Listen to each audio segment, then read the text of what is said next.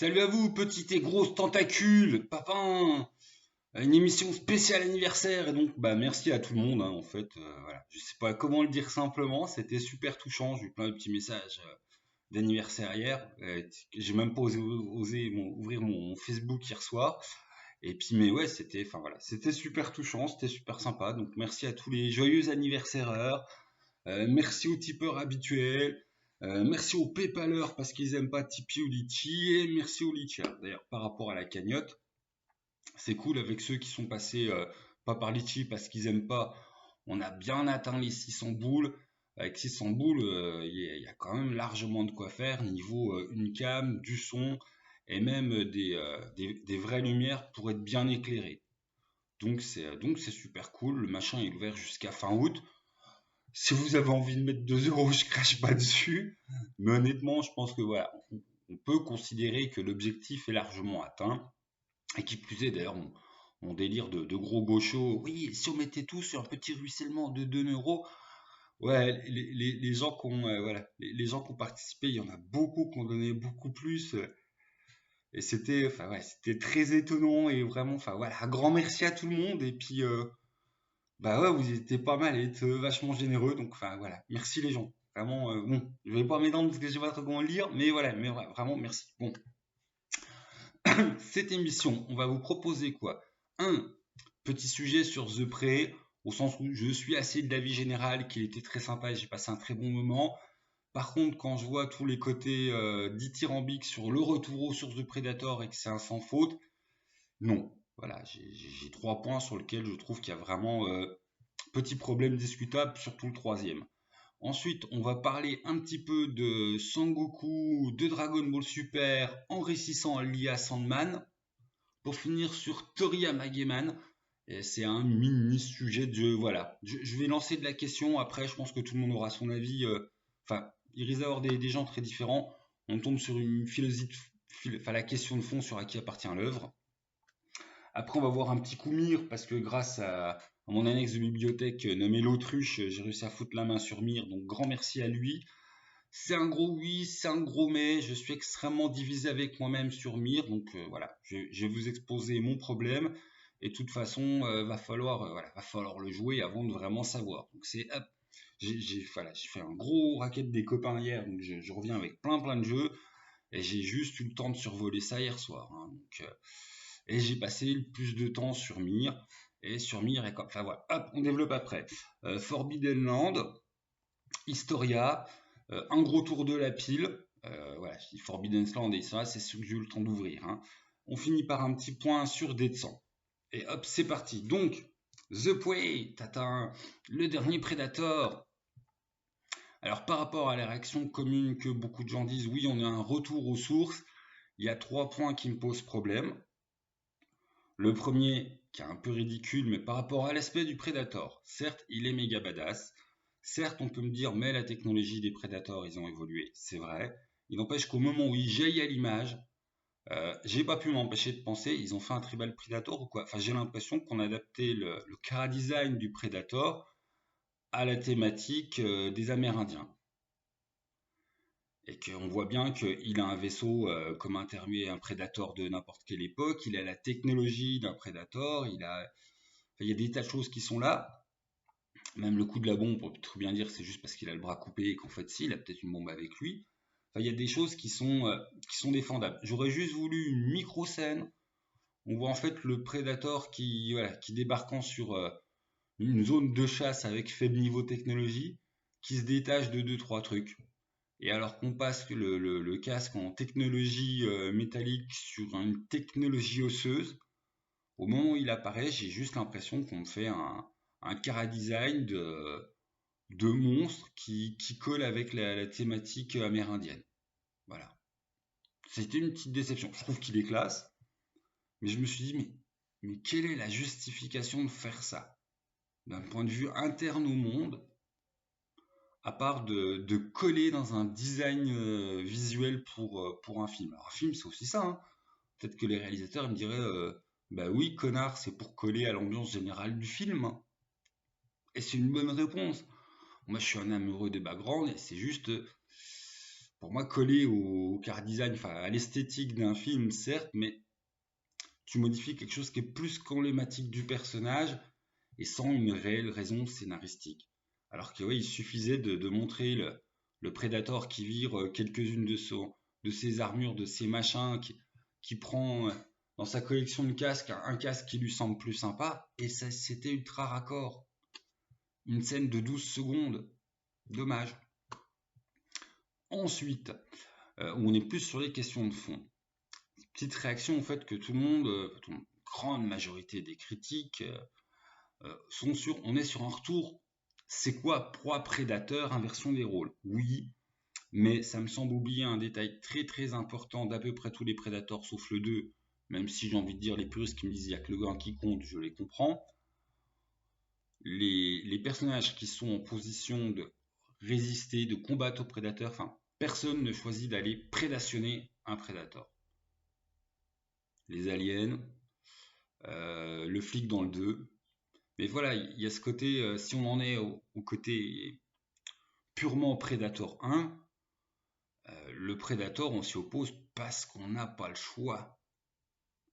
On est une proie. Faire que dans un rapport proie-prédateur, on en vienne à prédateur-prédateur, qu'est-ce que montre le film, hein, quand on a par exemple la scène où ils soignent les deux en parallèle, enfin là il y a un parallélisme qui est fait entre deux prédateurs qui s'entretuent. Ce qui était aussi ça un peu dans le 1, mais justement dans le 1 c'était bien pour te montrer, ah, il y en a un des deux qui est une proie. Et s'il s'en sort dans le 1, c'est juste un coup de chat. Alors que là en fait elle est quand même beaucoup plus, elle est plus maligne, hein. Enfin d'ailleurs c'est un enfin, voilà, le personnage est très accrochant. Mais ouais, c'est ça, c'est cette petite inversion du je choisis de chasser le prédateur.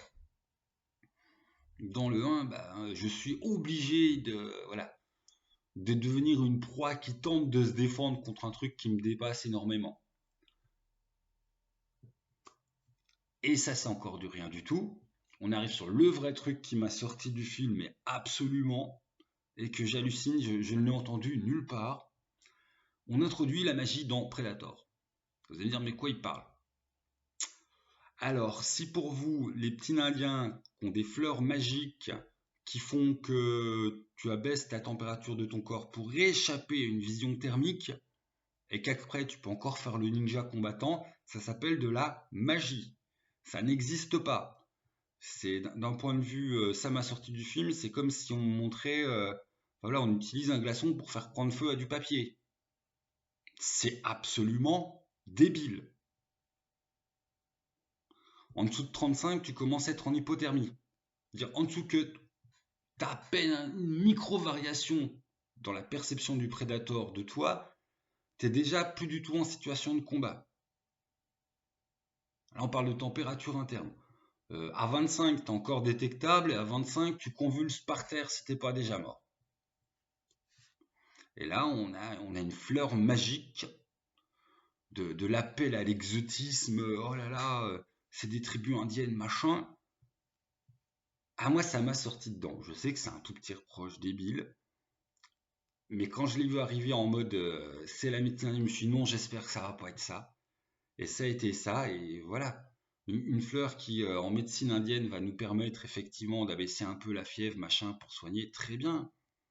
Mais pour échapper à une vision thermique, c'est une fleur magique qui te fait perdre 30 degrés, et qu'après, tu es encore apte à faire beaucoup de choses. Et ça, c'est voilà, c'est le problème de la suspension de la crédulité, hein. Moi, c'est un moment en fait où j'ai pas pu suspendre ma crédibilité. Pour moi, c'était vraiment et pourquoi pas des enfants de 3 ans qui ne sont pas Hulk, qui cassent des immeubles à coups de pied. Enfin, c'était un truc, je l'aurais vu dans un manga que j'aurais commencé à faire, ouais, c'est moyen. Enfin, voilà, c'est le truc qui m'a sorti. Je me dis, tiens, que le film est très cool, et si ça te dérange pas, tu vas regarder le film, ça passe crème. Enfin, il est très sympa, c'est vrai que c'est un bon Predator, machin, machin, je veux pas gueuler pour rien. J'ai aimé le film, je recommande le film autour de moi, mais c'est des points où je trouve que qu'on dit ouais, on comprend pas pourquoi il est pas sorti au cinéma, ouais, je sais pas, si. Ce genre d'erreur scénaristique, c'est quand même Enfin, c'est de la magie. C'est de la magie. Si on veut garder le film en voulant le défendre, on introduit la magie dans Predator. Après, qu'on me dise que j'ai pas compris et que de toute façon, Predators, il y a le côté. C'est au pluriel, parce que justement, c'est l'opposition de deux prédateurs et t'as pas bien ressenti le film du 1. C'est pas une. Enfin voilà, c'est pas un prédateur qui devient une proie et machin. Peut-être, je suis pas une analyse critique film. Mais d'un point de vue logique scénaristique, une fleur qui abaisse ta température thermique pour que tu échappes à une vision thermique fait de toi un être humain mort, pas apte au combat. Voilà. Sinon, c'est de la magie. Et s'il existe un truc culturel qui existe vraiment dans le monde qui est comme ça, faites-moi fermer ma bouche et je serai content d'avoir appris un truc. Hein. Je suis pas critique cinéma, je monte pas au créneau, je n'ai pas, voilà, j'ai pas d'enjeu émotionnel, je m'en fous. C'était la petite remarque. Alors 10 minutes sur une petite remarque, je vais peut-être passer à autre chose. Pourquoi on va parler de Goku? Papin, sans transition pourrie. Alors Goku, enfin, voilà, pour ceux qui suivent les Scantrad, on est encore arrivé à une fin d'arc de DBS qui ne raconte n'importe quoi, qui est de la drouille. On a eu l'info que Toriyama officiellement va passer le flambeau à son fiston, parce qu'on est auteur de père en fils, c'est l'une dynastie sacro-sainte, même si parce que ça allait être encore écrit Toriyama dessus, ça allait être bien. Ça fait belle lurette que Toriyama a trahi son œuvre et que c'est de la drouille. Voilà, voilà. Dragon Ball racontait quelque chose jusqu'à la fin de Dragon Ball. Jusqu'à la fin de la première transfo de Goku, ça raconte aussi quelque chose. Jusqu'à la fin du Cell Game, avec la transition du père au fils, ça raconte quelque chose. Après, ça raconte plus grand chose. Et déjà, quand on sait que c'est des histoires de la teuille, d'argent, machin, qui a fait que Toriyama s'est recollé au scénario pour les super guerriers et les super guerriers 2, enfin voilà, ça fait longtemps que Dragon Ball c'est devenu une pompe à fric. Et voilà, Toriyama a trahi son œuvre. Pourquoi je disais qu'on va mettre ça à Sandman? Parce qu'il y a les réactions sur les réseaux aussi. Sandman est sorti, perso, j'ai adoré. Mais effectivement, il y a le côté. Les gens qui, comme moi, qui ont adoré et qui aiment défendre la série, qui aiment bien rebalancer aux rageux qui trouvent que c'est une trahison d'œuvre, que ouais, mais t'as vu, Neil Gaiman, il fait fermer sa bouche à tout le monde en disant non, c'est moi l'auteur, et en fait, moi je suis raccord, oui, ça raconte ce que je veux de mon œuvre, machin, machin. Si je me permets de dire que Toriyama a trahi ce qu'était Dragon Ball pour en faire une machine à pognon et à figurines voilà, pour une pompe à fric, alors je suis encore assez crétin pour suivre, je ne peux pas accorder la valeur d'argument ultime qui dit ouais mais Gaiman en fait il a double scénario. En fait selon moi un auteur peut trahir son œuvre. Voilà. Donc, je trouve en l'occurrence d'ailleurs sur le coup de Sandman, ça me fait sourire quand Gaiman remet des gens en place parce que je trouve que ça ne trahit pas du tout l'œuvre. Mais voilà, c'est pas un vrai argument de fond en fait pour les gens de mon camp. Parce qu'en fait, si tu trouves que ça trahit le livre, tu peux trouver que l'auteur en fait trahit le livre pour une adaptation ciné en série qui doit lui rapporter de l'argent. Voilà. Je ne trouve pas, mais c'est un argument voilà qui est pas. Alors j'ai plein de copains qui jubilent avec ça. Hein. Je reçois en MP, oh, t'as vu, il y en a un, il a encore fait fermer sa bouche. Ouais, mais c'est pas un vrai argument. Voilà, Toriyama, l'exemple même d'un auteur qui trahit son œuvre. Peut-être parce qu'il est obligé par contrat, peut-être parce qu'il en a strictement plus rien à foutre. Et quand tu vois le niveau de scénario de DBS, tu te dis qu'il en a rien à foutre. Ils avaient des autoroutes pour pouvoir raconter des choses et à chaque fois qu'ils ont essayé de raconter quelque chose, ça puait du cul. Donc voilà. Et hop, j'arrête de me prendre pour un critique film, série, machin. Et on passe au cœur du jeu de rôle. Hier, j'ai mis la main sur Mir. Alors tiens, Mir, les goodies. La super grande carte qu'elle est belle. Oh, qu'elle est belle. Oh, que je la monte pas du tout à l'endroit. C'est souple, c'est beau, c'est très bien. Hop. De toute façon, j'ai une cape de merde, on voit rien. Alors, si au premier financement, c'était une super occasion, maintenant, voilà, les D12 qui sont bien, que c'est des D12, quoi. Hein. 25 € les 10 D12. C'est tout ce que j'en pense. Bon, après, au moins, les fans, ils sont contents. Hein. Tu peux jouer avec des dés normales, c'est pareil. Et enfin, Mir. Que j'avoue qu'au moment où j'ai ouvert, je sautais au plafond, je me dis waouh, voilà. J'ai trouvé un qui sera dans mon top 3 des jeux français de l'année. C'est une tuerie. Et par bien des aspects, c'est une tuerie. Le côté coffret, en fait, que t'as un joli écran qui, ah là là, pas tout faire tomber, qui enserre le livre de base, qui n'est pas proprement parlé un livre de base, qui est un kit de découverte. Tu as un bel écran, papa, qu'il est classe, qu'il enserre ton livre, qu'il est de bonne taille, qu'il est bien rigide, qui tient bien sur la table, qui a vraiment, enfin graphiquement, c'est un peu une tuerie pour les gens qui aiment cette ambiance. C'est un jeu qui se veut de la dark fantasy, hein. Il y a une forme, il y a eu un apocalypse qu'on sait pas trop quoi ce que c'était. Tu joues dans du Medfan post-apo méga dark. Où il y a des nains et des elfes, mais qui n'ont rien à voir avec ce qu'est un nain et un elfe habituellement, mais à tel point qu'on aurait pu donner d'autres noms. Presque pareil, ils se sont peut-être amusés à donner ces noms parce que avant c'était des nains elfes et des nains normales ou pas, on saura peut-être plus tard. Les pré-tirés, parce que bah ouais, c'est un kit de découverte, donc t'as pas les règles de création de perso, t'as des pré-tirés. Et le kit de découverte, livre de 160 pages, une présentation du monde qui est bien faite, une très belle mise en page et un scénario. T'as pas les règles de créa de perso, tu te rabats sur les pré-tirés. Le tout, c'est 55 €. Voilà. L'écran plus le joli livre de 160 pages. Donc justement, un très joli livre de 160 pages qui fait ça bien son boulot, que s'il y avait en plus les règles de création de perso, ça serait plus un kit, ça serait littéralement un livre de base. L'univers est bien décrit, les règles sont bien décrites. La seule chose qui manque, en fait, c'est ça. C'est ta créa de perso. Voilà. Après, quand je dis que c'est beau, ouais, donc, honnêtement, ça fait partie des trucs où visuellement, c'est plus qu'un sans faute, hein. La mise en page, l'écriture, les illustrations, absolument rien n'est acheté à la poubelle. En termes d'objets, pour les collectionneurs, c'est cliquer du douillure, tu es collectionneur, voilà, tu vas le commander. Fais péter ton livret A, craque ton compte en banque, c'est 55 boules pour quelque chose de très très très beau. En termes d'objets jeux de rôle, il n'y a pas de polémique, en fait, c'est It's a must have. Si tu aimes le dark, il y a vraiment, il y a des très beaux trucs, c'est ouais, l'objet est irréprochable. Le jeu de rôle, c'est là où je trouve j'appréhende des couacs.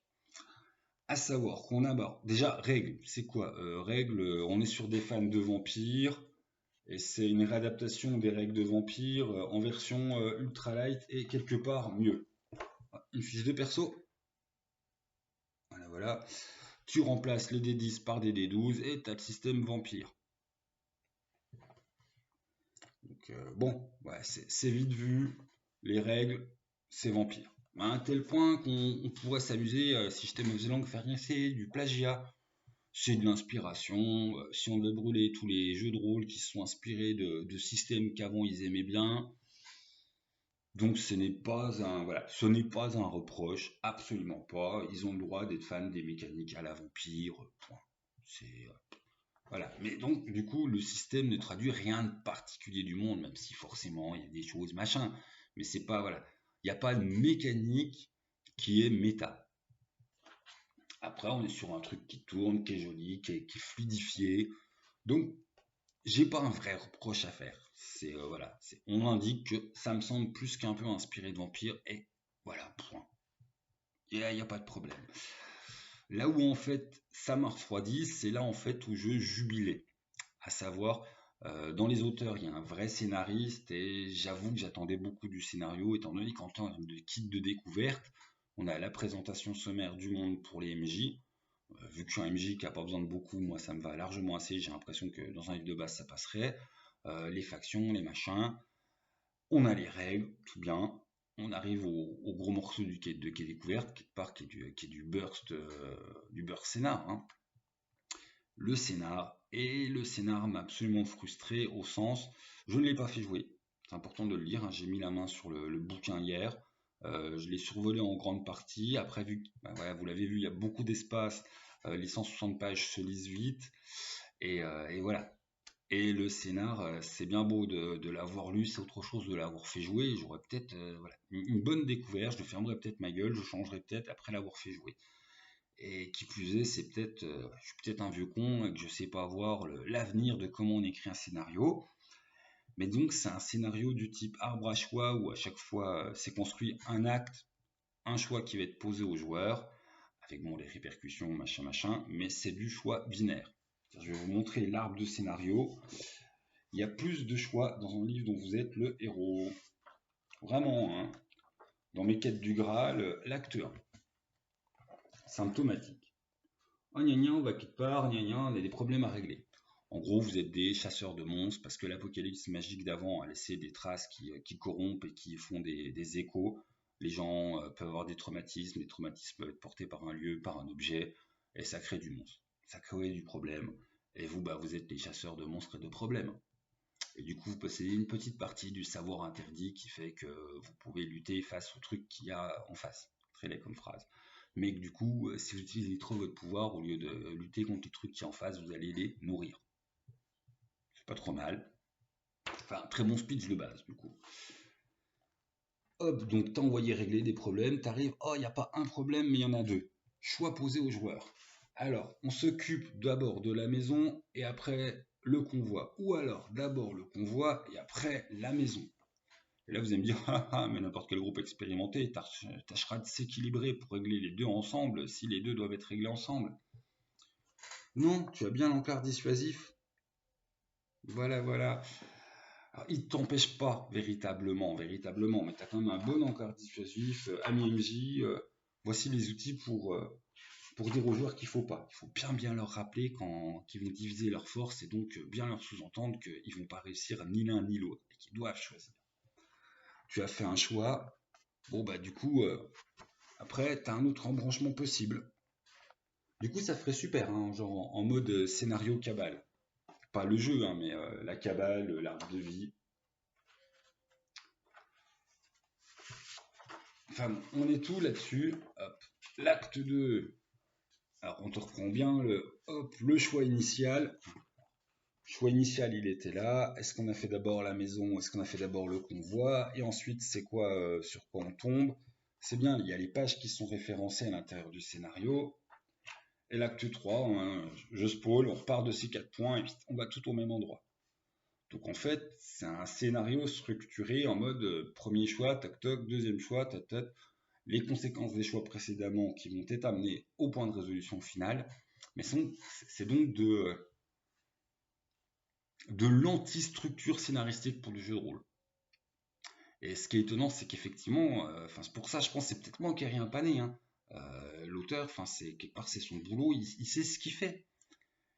Et j'ai l'impression que donc comment, si moi je devais donner des cours de scénario, avoir la prétention d'être un vrai scénariste professionnel, concernant ce qui est du jeu de rôle, je serais clairement de l'école. Enfin voilà, bac à sable. On met des trucs en place, mais on ne réfléchit pas. Les joueurs doivent choisir entre A ou B. Non, les joueurs seront libres. C'est l'essence du jeu de rôle que le joueur soit libre. Et c'est le travail du scénariste de préparer des trucs en amont qui effectivement peuvent faire ricocher, se répondre et des résonances, mais il n'est pas des obligations de chemin avec on vient là. Donc je pense que ça c'est vraiment en plus un problème d'école scénaristique. Donc c'est pour ça que je mets plein de guillemets et que même si je peux m'amuser à faire la punchline, il y a plus de soi dans un quête du Graal, ça serait juste une punchline histoire de faire mon méchant, d'entretenir mon méchant de gueuleur. Mais pour de vrai, je veux bien croire qu'en fait je n'ai pas compris l'intérêt de cette structure. C'est bien aussi pour ça que j'ai insisté sur il faut que je le teste. Il n'empêche qu'à lire, au fond de moi, une voix hurlait hérésie. Il faut surtout pas faire ça. C'est l'inverse de ce qu'est un bon scénar de jeu de rôle pour moi intuitivement. Après, ben, peut-être que je dis de la merde, peut-être qu'en fait en test ça sera vraiment bien. Mais mon a priori, avant que je vous fasse la vraie présentation, voilà, sur Mir, qu'est-ce que c'est, machin, je devrais bien avouer que je parle d'un a priori que c'est un kit de découverte à 55 balles, ok, il est très très beau, ok, il y a ce qu'il me faut pour régler en présentation du monde, mais ça m'embête qu'il n'y ait pas la création de perso, ça passe, mais c'est quoi ce scénar? Ça me semble absolument l'inverse de ce que les conseils que je donnerais à créer ton scénar. Vraiment scénar débutant, quoi. Scénar, j'ai 12 ans, j'essaye de faire jouer un scénar. Vraiment, les arborescences, et c'est même pas une vanne, les arborescences des premiers scénars que j'ai fait quand j'étais en CM2 pour faire jouer mes potes. C'était vraiment. C'était. Voilà. Donc, ça m'a glacé le sang. Je me suis dit, ah, mais pourquoi? On viendra dessus, hein. Peut-être que voilà. Peut-être que la prochaine fois que je passe pour Mire, je dirai, j'avais rien compris et c'est génialissime. Peut-être qu'effectivement, je serais pas content, mais à la lecture, ça me laisse extrêmement dubitatif. Voilà. Après, je dirais, on est sur des rails. C'est faux parce que ouais, faudrait aller dans les détails. Il reste des libertés internes. Là, c'est pas parce que tu as fait, voilà, ce qu'ils ont structuré les choix. Il y a plein de sous-micro choix que le MJ va devoir gérer, mais c'est pas voilà, c'est pas des choix qui vont vraiment te faire basculer toute l'histoire. Vous avez vu l'arborescence. Et du coup, je trouve que c'est des faux choix. C'est pas ce moment où tu te laisses surprendre par tes joueurs et où les joueurs peuvent vraiment apporter quelque chose. Enfin, ouais. Donc, visuellement, 5 sur 5. Mais en termes d'expérience de jeu, il faut que je l'essaye. Parce qu'après lecture, je ne suis absolument pas convaincu de la pertinence de cette forme d'écriture pour du jeu de rôle. Et je me laisse complètement le droit de dire moi-même, je suis un gros crétin. Et si vous avez testé le scénar et que vous avez des retours dessus, vous gênez pas, hein. Allez-y, parce que ouais, c'est ce que ça manque pour avoir un vrai retour. Forbidden Lands en VF, que j'ai à peine eu le temps de feuilleter, donc on va pas le déposer sur un écran ouvert. Hein. Hop.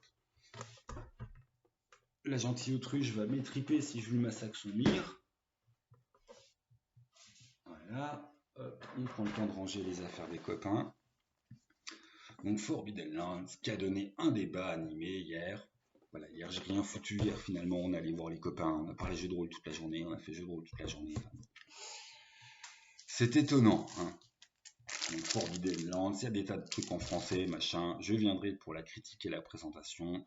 C'est un exa exploration avec un côté old school vraiment bien assumé. Ça m'a fait penser à plein de trucs de DD sur le côté, voilà, tu vas grossir, tu vas être le seigneur du coin, tu peux être le roi de la montagne, ouais. C'est de vieille époque où quand tu montais de niveau, tu gagnais des suivants et puis des places fortes. Enfin, il y a de cet esprit. Et les vieilles premières aventures où tu as ton hexagramme, t'explores, enfin, on a vraiment cet aspect old school qui est extrêmement maîtrisé et remis dans quelque chose de nouveau. Voilà. À mon premier survol, je me demandais pourquoi tout le monde kiffait ça, tellement ça me semblait être la même chose que d'habitude. Et je dois admettre qu'à la fin du premier survol, je me suis dit, ouais, si, il y a des trucs qui titillent, il y a des trucs où finalement je comprends son succès. Là où il y a eu drama avec les copains, c'est que ils étaient. Enfin, en fait, on a la VF, on a la VO, et c'est vrai que la VO de base est beaucoup plus belle que la VF de base et qu'elle correspond à la version VF de luxe. À savoir que on a la version livre normale avec une couverture qui est l'image d'une couverture cuir, et on a le bouquin avec la couverture qui est du vrai simili-cuir. Et là, je suis passé pour un vendu vers mes potes, mais reprocher à Arkham Asylum d'avoir baissé la qualité objet me semblait fallacieux au sens où, bah ouais, mais ça vient de Free Lingua, hein. Ils écrivent en anglais. Free Lingua, quand il sort ça, c'est pour viser un marché mondial, c'est-à-dire tous les États-Unis. C'est-à-dire, bah, quand tu imprimes ton truc avec une belle couve comme ça, qui est devenu le produit de luxe en France, c'est parce que tu sais que ça va rentabiliser. Je pense que s'il l'avait fait en France, enfin niveau voilà, c'est le même truc qu'on parlait quand on parlait des Mushmen, hein. C'est vraiment, j'ai l'impression que j'ai eu ma révélation il n'y a pas très longtemps, mais le marché français est tellement petit comparé au marché ricain, tu peux pas comparer l'objet livre que tu sors sur un marché ricain comme tu sors sur un marché français. Tout comme effectivement, un pote à la maison qui est un vieux rôliste qui gueulait sur le prix des bouquins et qui a l'immense erreur quand il juge le prix d'un livre, il met tout dans le même panier. Pour lui, un DD5 va être jugé avec les mêmes critères qu'un truc sorti à 300 exemplaires chez une maison indé. Ça n'a rien à voir. Un indé qui te sort un bouquin de 300 pages à 50 euros, il mange pas grand-chose dessus. Le mec, il en a déjà pour un moment avant de rembourser l'argent que ça lui a coûté de créer son jeu de rôle. Un truc Wizard of the Coast imprimé à, je sais pas, 10 000 exemplaires. À 10 000 exemplaires, le livre, il te revient à 5 euros. C'est peut-être de la merde, peut-être qu'il revient à 10. Mais voilà, je pense que c'est pas les mêmes marges. C'est pas du tout les mêmes marges. On juge le prix d'un livre, pas seulement par rapport aux autres livres qu'on a dans sa bibliothèque, on juge le prix d'un livre de jeu de rôle par rapport au tirage qu'il y a eu, tout simplement.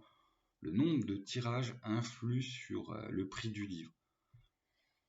Largement autant que la qualité. Et arrivé à un certain tirage, plus que la qualité. Donc voilà, Forbidden Land, on l'a en méga beau machin pour citer collectionneur, si tu veux. Le tirage est beaucoup plus limité, ce qui généralement fait plaisir à un collectionneur, et puis tu l'as.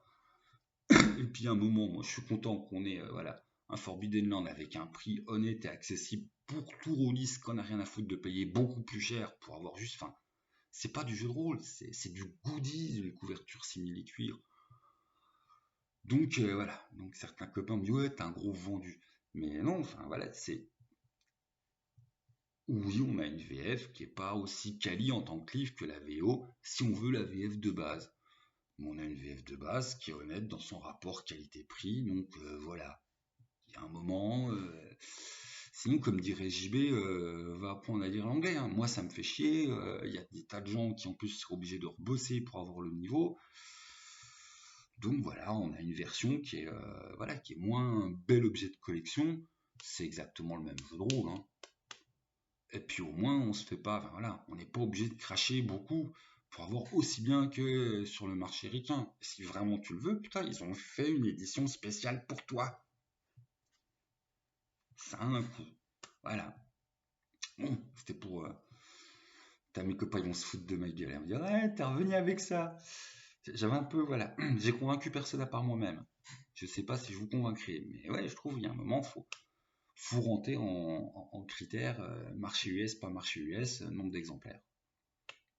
Bon, sur les très très très très bonnes surprises, hop, bah toujours chez AP, j'ai l'impression qu'ils sont partout. Hein, là, sur les sorties été, Historia. Historia, j'ai essayé de le lire. Pourquoi j'ai échoué? À chaque fois que je partais au bunker me cacher dans un coin quelque part pour le lire, je n'ai fait que feuilleter et baver sur les images. C'est pas tout à fait vrai, mais bon. Il y a beaucoup de choses qui sont proposées en adaptation pour jouer du DD. C'est sur du DD5. T'as plein d'espèces, t'as des nouvelles classes, machin, machin. T'as un monde qui est pas made fan. Hein. On est sur de la renaissance. On est avec tout plein d'anthropomorphes dans tous les sens. Et visuellement, c'est une pire claque. Voilà. Donc, je vais pas m'avancer sur un fond que j'ai fait que plus que survoler. Quand mon problème avec Historia, bah, à un moment, il va falloir que j'arrête de baver sur les dessins. Mais ouais, il est assez terrible. Toujours dans les nouveautés qui ont l'air très très bonnes. C'est pas de la méga nouveauté, mais c'est pareil, merci les copains. Hop, je l'imaginais pas aussi grand. Voilà, la classe de chez des Architectura, où ils proposent en fait, donc la carte de Sérion, mais surtout, c'est un scénar. Donc, comme d'habitude, chez Architectura, quand ils font un truc à moitié, voilà. Ils amènent leur nouveauté, et là, la nouveauté, c'est que chaque plan, il est prévu. Enfin, chaque moment où dans le scénar, tu as besoin d'un plan à te sortir des figurines pour faire un truc, il y a une méga map qui va avec. Map grande taille, hein, du coup. Bon, j'avoue que moi, voilà, ça ne me fait rien parce que j'aime pas jouer avec des figurines et tout ça. Mais c'est vrai qu'en termes de, voilà, en termes de propositions ludiques, on est sur quelque chose d'intéressant. Donc, j'ai pas du tout eu le temps de lire la campagne, enfin, le gros scénar. Donc, j'irai lire le gros scénar pour revenir dessus. C'est pas un produit fait pour moi, de toute façon il n'y a pas de ma ludothèque, c'est pas pour rien parce que j'ai pas demandé de SP, rien, parce que ça ne peut pas me parler. Ça va là où le jeu de rôle m'intéresse pas. N'empêche que dans son optique, c'est intéressant et ça a convaincu mes potes. Ensuite, on arrive sur. Allez, ça j'ai encore un petit quelque chose à en dire, qu'après c'est juste de l'exit de pile. Labyrinthe. j'ai déjà sous-entendu plein de fois que c'est, voilà, quand on parle initiation dans le catalogue de BBE, les gens ils disent Coff. Et nous, ici, on dit non, on dit tu fais le labyrinthe. Voilà. Il est encore plus simple que Dark Crystal. Un vrai jeu d'initiation où tu le mets dans les mains d'un gamin de 12 ans et tu te casses. Voilà, parce que c'est fait pour le grand public. Il y a des tas de. BBE, on communique pas dessus, on font pas trop la pub. Quand je trouve que c'est l'un des meilleurs jeux de tout leur catalogue. Et je dis tout leur catalogue, je compte Shan et Urm, hein, qui sont selon moi le mieux de leur catalogue. Mais dans les trades, t'as Labyrinthe qui est très bon, Dark Crystal qui est très bon, qui est vraiment sur du large public. Ça comme pas dessus. Bon, bah, je commerai pour eux. Hein. Et la pile, non, ça c'est du jeu qu'on va reparler, mais bon, quoi, dans tous les sens. J'ai foutu la main là-dessus parce que ça me. Voilà. J'ai vu ça dans les bibliothèques des copains. Je dis, ouais, pour moi, pour moi, pour moi. Mais j'ai pas encore lu, j'ai à peine feuilleté, donc je me tais. Ah, VSN. Non, c'est pas le jeu, il est pas encore sorti. Mais c'est le bouquin en roast beef qui en parle. Et que du coup, bah voilà, je vais lire le bouquin roast beef pour pouvoir parler du jeu en préparation. Et que ça, j'avoue que dans notre cercle rôliste, on attend beaucoup.